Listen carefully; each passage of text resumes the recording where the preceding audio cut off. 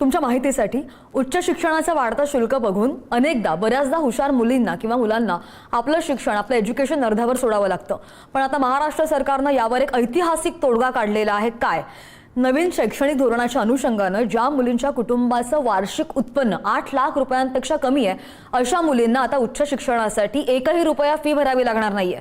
यामध्ये engineering, medical, pharmacy, कृषी आणि व्यवस्थापनांसारख्या 600 पेक्षा जास्त व्यावसायिक अभ्यासक्रमांचा म्हणजेच प्रोफेशनल कोर्सेसचा समावेश आहे।